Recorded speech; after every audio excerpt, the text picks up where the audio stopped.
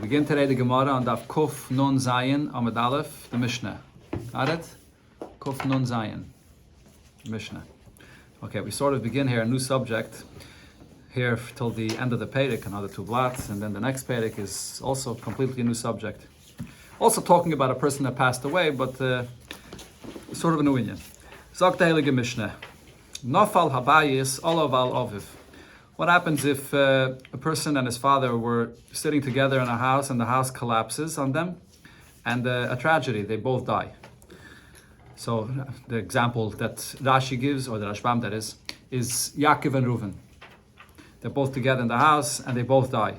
Or another example, olav al meirishov. Or a person is in a house and there's someone that he inherits from, not necessarily his father, so maybe someone else that he inherits from. Let's say he has a brother that has no children and he would inherit him, or maybe someone else. And as we'll see, the Mishnah here is going to discuss that it's not clear who died first in this incident. Now, why is it relevant? Who died first? Because now, v'hoisa olav, this person here had on him money that he owed to people. First of all, ksuba sisha. After he dies, so then his wife wants to collect the ksuba. And also ba'choiv, and also people that he owed money to.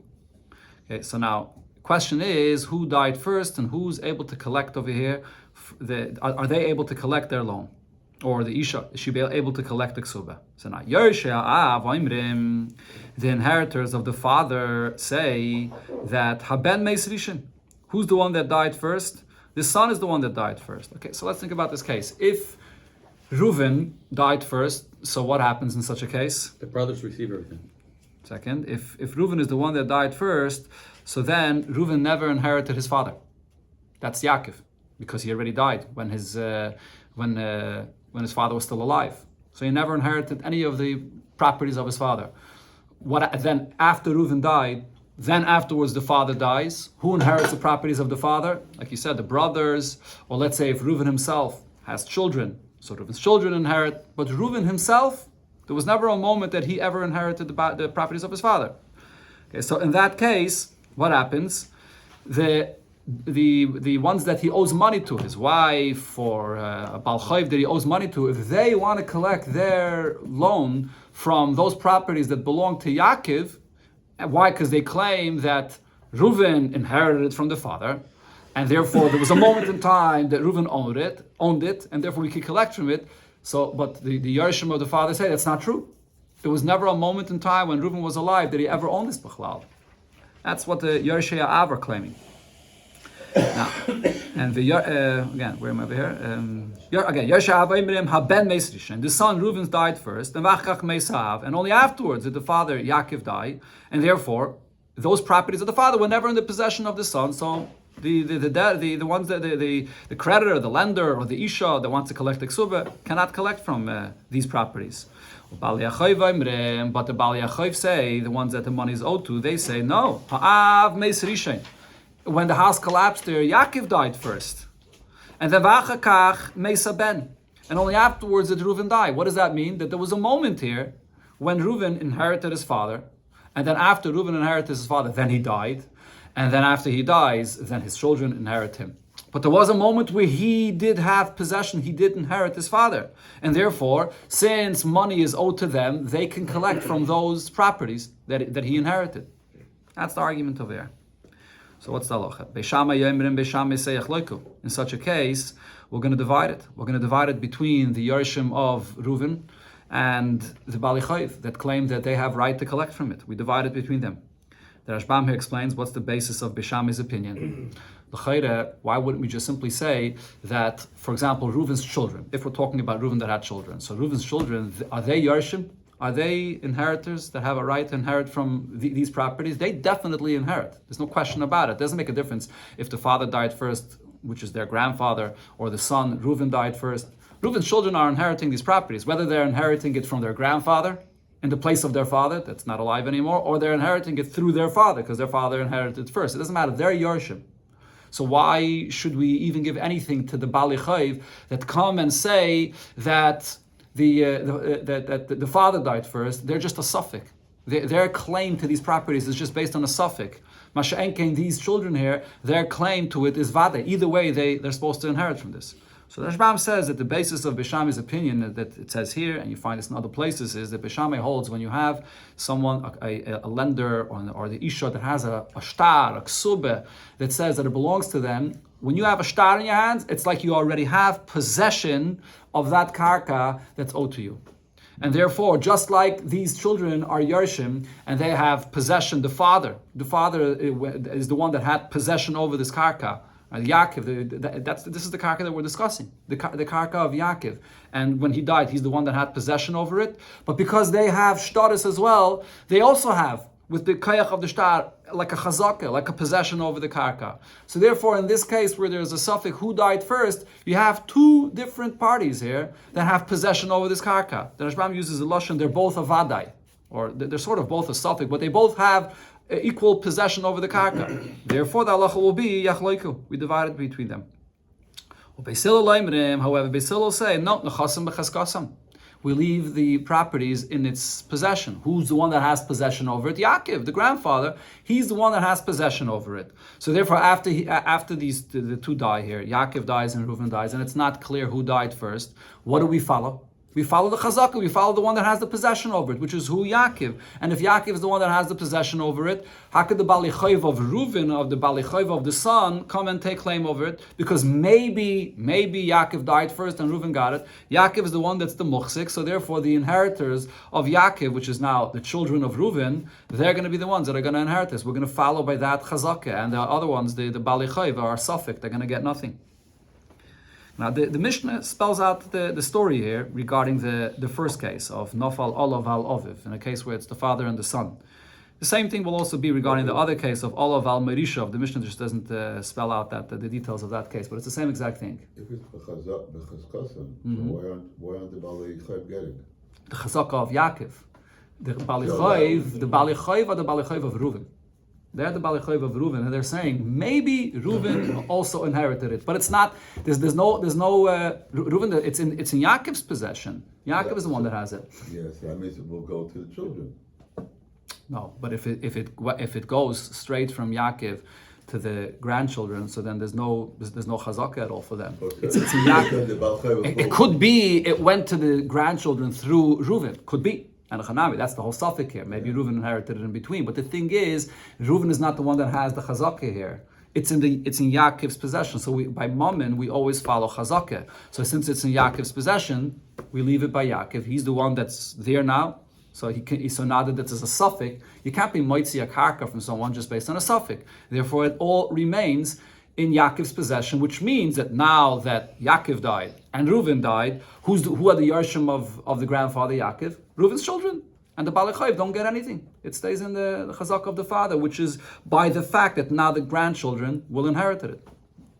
This is the case that Reuven has no brothers or Yaakov has no brothers. It could be that Reuven has brothers, but we're talking about, let's say, that percent of the Yerusha that would go to Reuven, and that percent the Bali Chayv want to collect. There could be, we're not necessarily discussing the entire Yerusha, but for the sake of this story, we're discussing that the percent. The son that doesn't have,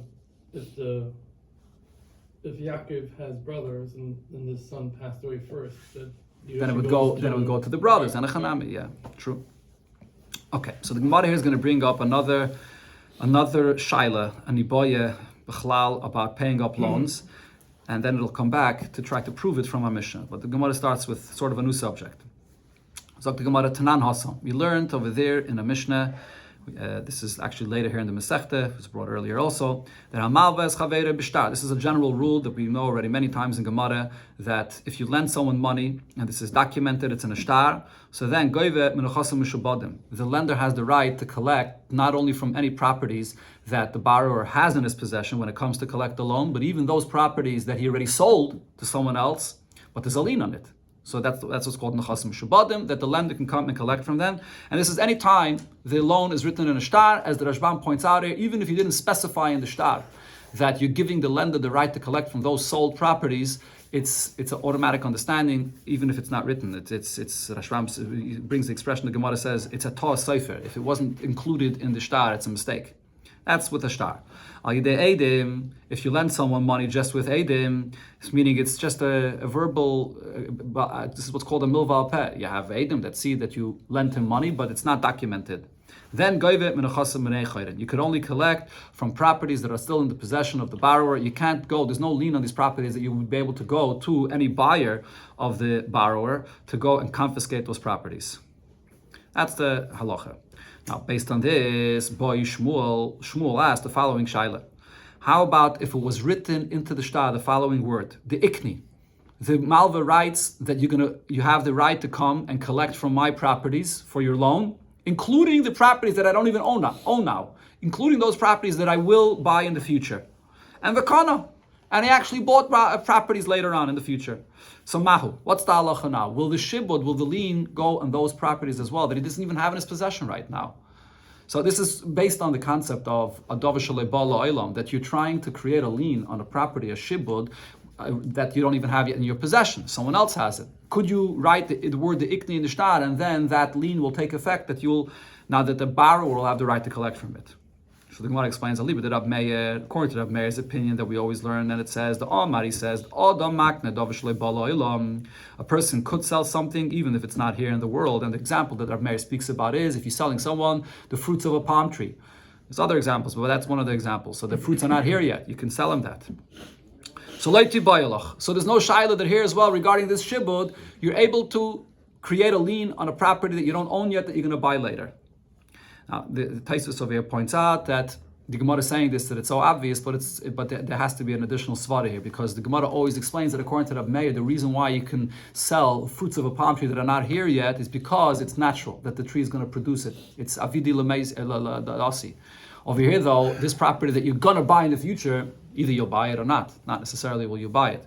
But as you'll see in the continuation of here, the Gemara is going to say to create a shibud on something is easier than to sell something.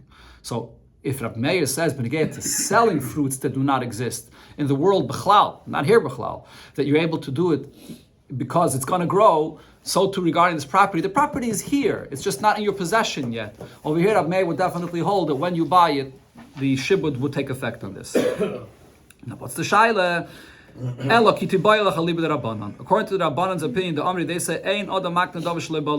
you can't sell anybody something that you don't have yet, that doesn't exist in the world. So the question over here is, what do I say here regarding this shibud when you write in the shtar that it should take effect even for something that you're going to buy in the future? So the Rashbam says that the reason for the Gemara shaila, what's the basis of the suffix? So the Rashbam gives two svaras. One is the svara that I just mentioned, because the karka already exists ba'ilam. It's just that it's in someone else's possession. You don't have it yet. So it's not like the fruits of a tree that I'm not even here yet, b'chlal. Another point that Rashbam says is, maybe we would say that this is something that Chachamim instituted. This is a concept called shleitinel delis b'fnei lovin. We want that a lender should always feel secure to lend people money, because he should know that he'll always be able to take from the borrower whatever he wants, including a karka that the borrower doesn't even own now, that he'll buy in the future. So that's part of a way to motivate the lender to want to lend money. Well, that's very risky for the lender to get involved in that. It's always to lend money to anybody could always be risky business. But this is part of motivating to the lender to lend the money. Yeah. Okay, Taisus over here says, B'chlal, the concept of shibud is something that really takes effect automatically. When you lend someone money, the shibud, the lien that there is on the properties, is an automatic thing, because he borrowed money from you. So maybe the whole concept of Dava Shalei Bala Olam applies when you have to make a kinyan, when there's a certain object or a property that I'm selling to you. There has this limitation that it has to be, you could only sell something that exists. But a shibud, which happens automatic when you borrow money, maybe that shibud would take effect even regarding something that doesn't exist in his possession yet. That's the suffix according to the Rabbanan. Amar Rav Yosef, so Rav Yosef says Toshama.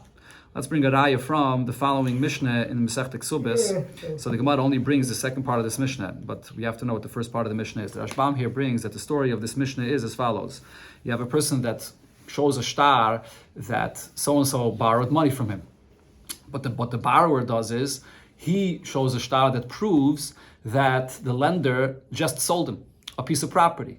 And the lender is using that as proof that I never borrowed money from you, or I paid you up already. Why? Because he says, if I would have owed you money Why are you selling me your house or selling me a piece of property because you needed cash? Just collect the loan, the money that I owe you. Why would you sell me a property?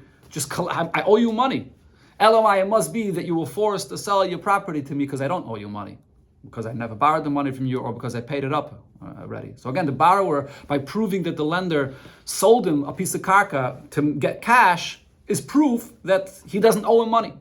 That's the beginning. This is what Admain over there says in the beginning of this Mishnah. And on that, the Chachamim say, no, the fact that the loiva shows that the malva, the lender, sold him a piece of karka doesn't prove anything, because he says, the lender is actually very smart by doing this.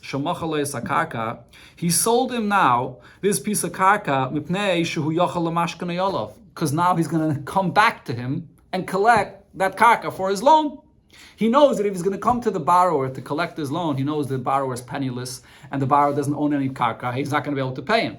So what does he do? He first sells him a piece of karka, and this borrower, takes this borrower, takes out a mortgage or whatever it is, and he sold him this piece of karka, and now he comes to the loiva and says, "Pay me," and the loiva can't anymore say, "I don't have what to pay you with. I just sold you a karka." So now he's going to be able to collect his loan. That's what the Chachamim say. So therefore, the loiva showing that he just bought a karka from the malva doesn't prove that he doesn't owe money to the malva. So now, what do we see over here in this case? Here's a case exactly what we were just discussing. The borrower bought this karka later on, after he borrowed the money. And still, what does it say? That the malva could be doing this because he's smart, because now he's going to collect that karka, even though he only bought it later on. So Rava says to Rav Yosef, this is not a proof at all to our shaila, because in this case there's no shaila at all. Minei kamrit. We're talking here about collecting this karka that he bought later from the borrower himself. Minei, if you're collecting a loan from the borrower himself, there's no shaila that you can collect anything he owns at this point, even if a karka he bought later, because afilu miklimid al kasvei. A loiva has to pay a loan, and the borrower can come and collect any valuable thing that the loiva has, including a shirt off his back. He can also come and take it from him. It doesn't matter if he bought it, he had it from before the loan, he bought it today, it doesn't matter. You have a shibud on your guf. You owe him money and you have to pay with whatever you have. If it's still in the possession of the loiva himself, for sure he has to give and pay from whatever he owed, or from whatever he owns for this loan. That's not a shaila b'chlal. Ki kami boyalon. What was the whole shaila of Shmuel when you wrote into the star, the ikni that I'm going to buy in the future, whether that shibud would take effect? The ikni, in a case where you wrote into the star that you're going to buy a karka in the future, and now kana, you bought this new karka later after the loan, and umachar, and now you don't have it in your possession anymore. You sold it to someone else. So now the question is, could the lender come and confiscate it from a buyer? Or the ikni, you wrote into the star that you're going to be mishabed, even something that you buy in the future, and kana, you actually bought it in v'hayrish, and now the person died, and the inheritors, they're the ones that have this karka. The question is, does the shibud on this karka that was not there at the time of the loan, that you bought later, and now a buyer or an inheritor has it, could the lender come and confiscate that? That's the shaila over here. That benegate to this shibud of a davar shloi ba'al olam. That wasn't the original side of Shmuel? It really was, yeah. But Rav Yosef, when he brought the raya from this Mishnah from Ksubis, thought that the shaila also applies to when it's still in the possession of the borrower himself. So Rava tells him that's b'chlal not a shaila. Over there, whatever you own now, any valuable thing, you have to give for the loan. Doesn't matter. The shaila is only benegate to the shibud once it's not in your possession anymore. That's the shaila. So now here, the Gemara brings from our Mishnah. Our Mishnah is exactly this kind of case. So it's like the Gemara, Marav Chana, Toshama, what did it say in our Mishnah? No, Falabayis Olav Aloviv, that a father and a son are together in a house, and the house collapsed on both of them, or Olav Al Merishoy, or on this person, and someone that he would yashim from, V'hais Olav Ksubisisho Bal Chayv, and he owes money for a ksube or for another lender. So now, what's the argument? Yershia Vaimrim, the inheritors of the father say, Habem Meis Rishon. The son died first, so he never inherited the property of the father. And v'achkach meisav, only afterwards did the father die, and therefore those properties go to the inheritors of the father. This son that died first never got it at all, so you can't collect from it. But the Bali Chayv say, no, ha'av meisrishain. What happened was the father, Yaakov, he died first. And therefore Reuven, the son, really inherited the father for that one moment. and only afterwards did Reuven die. So meaning now the Bali Chayv of Reuven do have rights to collect from that karka. So now if you think about this case, what's happening over here in this case? At the time of the loan, the Reuven here is the borrower, right? At the time of that loan, Reuven did not own this piece of karka that belonged to his father Yaakov. So what is the lender saying? The lender is just coming and saying, oh, now when the father Yaakov died, there was a moment where Reuven inherited this karka, and even though afterwards Reuven died as well, and now who has the karka? Not Reuven. Reuven is dead. His kids have it, but nevertheless, because there was a moment of time where Reuven got this karka, we could collect from it. So this is exactly the case we're talking about when you get a karka later, and now that karka is not in your possession anymore; it's by the inheritors, and the children have it, and now the lender wants to come and take it. So if you're going to say the ikni, that if you write into a shtar that even those properties that I will get in the future should be mishubit to the loan, and kana, and you actually you acquired, you bought, umacha, but then you sold it. Or the other case, the ikni, you wrote that whatever you will buy in the future, and kana, and you bought, but v'hoirish, but now you died, and now it's by the children, loy mishtabed, that it's not, there's no lien on this, and the lender cannot collect from this. So over here in this case, nihi namidav mispiresha, even if the father Yaakov is the one that died first,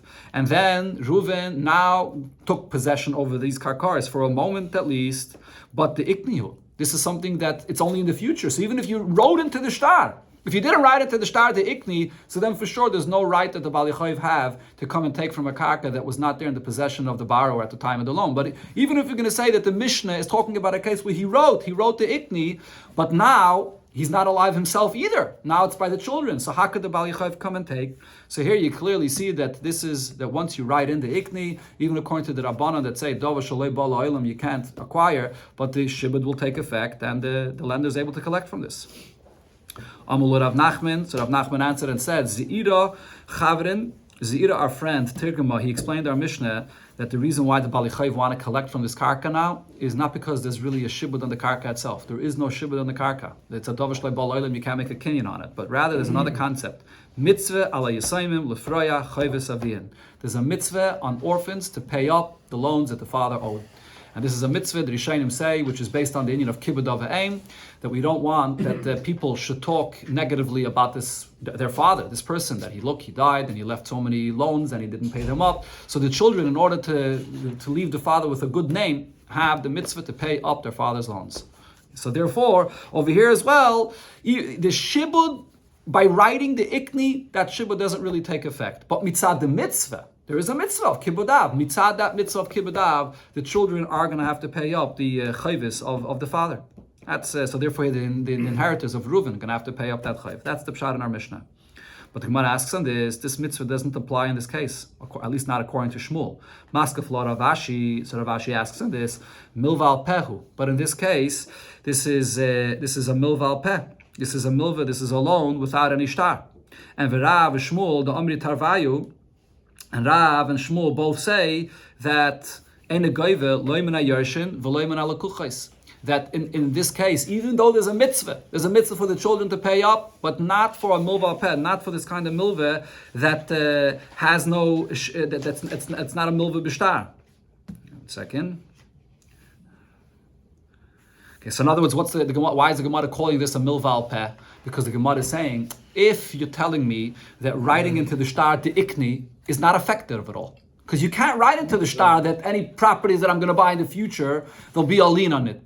Elamai is saying the only reason you have to pay is because of the mitzvah. But so that's called a milval peh, because in what you wrote into the shtar, that the properties that I buy in the future, that those properties of the future are ineffective. When do I say that the children have to pay up the chayv of their father? Those properties that the father owned when he actually when he borrowed the money.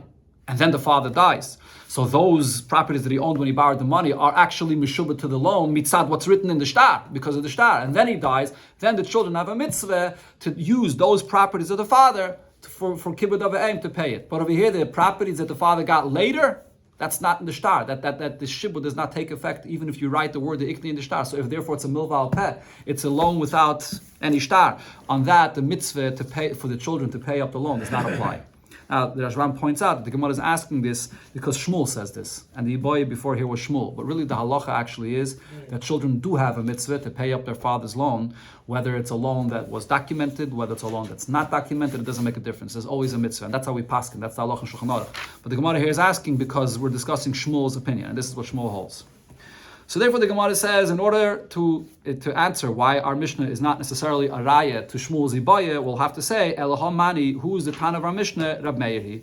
It's Rab Meir. As the Gemara started off, that according to Rab Meir, this whole thing is not a shayla. The Amar Rab Meir said, Oda makne dava shaloi bala olam, that a person could sell something that's not here yet. So therefore, in our Mishnah, even if the ikni does not take effect according to the Rabbanon, but according to Rab Meir, it definitely does, and therefore the Baal Chayiv could come and collect from those properties that Reuven got from Yaakov, even though it didn't exist, he didn't have it, that is, in the time of the loan. Amar Rav Yaakov, Menahar Pekoid, Mishmei de Ravina. Toshama, let's try to bring a raya from the following brayse. So it's a Mishnah? Okay, thank you. So this is a Mishnah. The Gemara here is going to come to the same conclusion that it's according to Rav Meir, but here the Gemara tries to bring a raya from this Mishnah. It says as follows: Shtari chayiv hamugdamin psulin. If you have a shtar chayiv that has a date earlier than when the loan was, which means that he's writing in the shtar. Let's say, for example, you borrowed the money on Tes. This is the example that Rashbam uses. You borrowed the money on Tesvav Nisan, but you write into the shtar the date that the money was borrowed in Rosh Chodesh Nisan, 15 days before the money was actually borrowed. So these shtaris are going to be puzzle. Why? Because what you're doing over here is you're going to not take away from buyers, any buyers that bought a property now from Rosh Chodesh Nisan forward. The lender is going to confiscate the properties from them because he's going to say, look, it says in the shtar that I already borrowed money before you bought the property, and therefore there's a lien. It belongs to me, but really he didn't borrow the money until Tesvav Nisan. So if you're writing such a shtar that gives the lender the right to go and to confiscate properties that don't belong to him, so the whole shtar is puzzle. And Taisa says actually that you can't use the shtar at all. Not only not to go and confiscate from buyers, you can't use such a kind of shtar at all that was written with an earlier date. However, a shtar that has a later date on it from when the loan was, those shtares will be kosher. The example that Rashbam uses is that if you have a shtar that the person borrowed the money in Nisan time, but the date that was written on the shtar is only in Tishrei time. So either the shtar was already written in Nisan time, but they just wrote a later date of Tishrei, or the shtar was not written until Tishrei time. Okay, so such a shtar will be kosher. So because in such a case, you're just giving yourself less. The lender is sort of being meichel. He's giving himself less of the ability to collect from any of the buyers between Nisan and Tishrei. Anyone that's going to buy a property between Nisan and Tishrei, you're not going to be able to confiscate from them because when you're going to show the shtar says you only borrowed the money in Tishrei, even though the truth is you borrowed it before, or you lent it. That is, you lent money before. Okay, that's what it says in the Braisa. But the Gemara asks on this, V'isal kedaitach. If you're going to say that the ikni, any properties that if you write into the shtar that I'm going to buy properties in the future, that there should also be a lien on that as well. And kana, and then if he buys, umachar, even after he sells it, or the ikni, he writes that he's going to buy in the future, kana, and he buys, and v'haidish, and then the children inherited this. If the person died, so loy mishtabed. That's something that the lien would not take effect on anything that you buy in the future. So if so, the question is, me'ucharin, if you write a shtar with a later date, amai ksherin. Why would this be kosher? Because what's going to happen over here is, if you write the date of the shtar for Tishrei, even though you really borrowed the money in Nisan, and now this borrower buys any karka between Nisan and Tishrei, when you look at the date of the shtar, it's telling you that the borrower bought this karka before he borrowed the money. And therefore the lender could collect from this. Even after a buyer bought it, the lender could still collect from it because it was bought before the time of the loan. But what's the truth? The money was borrowed already in Nisan. And this is a property that you bought after the time of the loan. So how could the lender collect from this? So even writing a later date in a shtar should also be a problem. Because, again, any new properties that you buy now, it matters whether you had it at the time of the loan or you bought it after the loan. According to the later date, that means that you had you had these karkois over here. You bought these karkois before the loan, but that's not true. You only bought it after the loan. So you're giving the lender more ability to collect something that's not really his. So Elamai, you're going to have to say that no, you write in the ikni. Once you write in the ikni, that gives you the right to collect those properties, even that you bought later. So therefore, it doesn't make a difference. Writing the later date in the shtar is not giving him any ability to collect that he's not allowed, because even what he bought later, he's allowed to collect. So the Gemara says here as well, no, Hamani, there's no raya from this Mishnah, because we could say, who is this? Rav Meir. This is also Rav Meir. That you can create a lien on something that you don't even have yet at the time of the loan, just like Rav Meir holds, you could always sell something that doesn't exist in the world yet. Rav Mesharshir said, Mishmei de Ravin, the name of Rav Toshama. Let's bring a raya from the following Mishnah. It says in the Mishnah in Gittin, or this is actually a Braise, this Braise is coming to explain a Mishnah in Gittin. The Mishnah there says, L'shvach karkois, that when it comes to shvach karkois, if there's a property that a buyer improved it, he worked in it, and the property went up in value because he improved it. So there the Mishnah said that if this is confiscated from the buyer, then he doesn't get reimbursed from the bnei chayrin, from the meshubadim, that is, of the seller, only from bnei chayrin. Here, let's see. The Braise spells out what the case is. So, Ketzad, how does this din apply? A person sells a property to his friend, and now the buyer went and worked and improved the property. And now, one of the sellers, creditors or lenders, comes and vitarfa, and he confiscates this property from the buyer. So now, whose responsibility is it to reimburse the buyer? The seller. The seller has to reimburse him for this. He takes responsibility that he's going to reimburse him if this property that he sold him got confiscated. And here, it got confiscated by the seller's bal chayv. So now, when the buyer comes not to collect, to be compensated for what got confiscated from him, so now the principle, meaning the property in its condition that it was when it was sold, that which was confiscated from him, he could come and get reimbursed from the seller, not only from the properties that the seller has now in his possession, even from those properties that the seller himself already sold off to someone else. This buyer now can go and confiscate that to get reimbursed. But vesashvach, however, when it comes to those that value of the property, that's more than what it was at the time when it was sold. He improved it, he worked in it, and now it grew, and that's shvach min chasam b'nei chayrin. He's only able to collect from the chasam b'nei chayrin, which means only from properties that the seller presently has in his possession. That's the halacha over here. This is a takanas chachamim. The Mishnah in Gittin, the Gemara in Gittin explains this is a takanas chachamim. Okay, now v'isol kedaitoch. If you're going to say the ikni kana, if you wrote into a shtar the ikni, what I will buy in the future, and then you bought, the borrower bought a property umacha, but then he sold it, or the ikni, you wrote it in the future what you're going to buy, and kana, you bought v'hayrish, but now the children have it, you died, and the person doesn't have it anymore. So loy mishtabed. If you're going to say that in such a case there's no shibud, the shibud does not take effect because he didn't have it at the time of the loan. So if so, in this case, bal chayv amay goy v'shvacha. How is this borrower of the seller in the first place have the ability to come and collect from this value of this property that the buyer improved only afterwards? This shvach that the buyer improved it did not exist in the possession of the seller, which is the borrower, when he had it in his possession. This shvach here is something that only comes afterwards. So if it's only something that comes afterwards, and now in whose possession is it? It's not in the seller's possession, it's in the buyer's possession. So how could the Bal Chayv then come collect from that shvach? That shvach is a percent of value from this property that only comes later. So again, the Gemara says about this, Ha mani Rav Meir. This follows the opinion of Rav Meir. Rav Meir says, the Omar Odom Makne Dova Shaloi Baloilam, that a person can create a lien even on a property that he doesn't own now at the time of the loan. So the same thing over here. This seller, which is also the borrower, when he sold his karka, it didn't have this portion, this percent of this value of the shvach did not exist yet. But because later there is a shvach to this karka, so this is part of the shibud, and the Bal Chayv is able to collect from this. Okay, now and on this piece of the Gemara, there's a very big discussion in Yishayim exactly how it is that the Bal Chayv is able to collect from this shvach, because from this improvement of the karka. The basic question over here on this is, it's not only a case where this karka is something that comes to the borrower after the loan. When the shvach comes into the world, it's not even in the possession of the borrower anymore. He already sold it off to someone else. Why should the borrower have the right to come and collect even from that shvach? It's a very hard thing to understand. Some Rishonim say that this is also a takanas chachamim. The point that I mentioned before, shleitinol dalas b'fnei loivim. We want a lender to know, to be very secure, that he'll be able to collect a loan, not only from properties that the borrower owns, but even after he sells it off, and the buyer will be mashbiach it, he can even collect from that.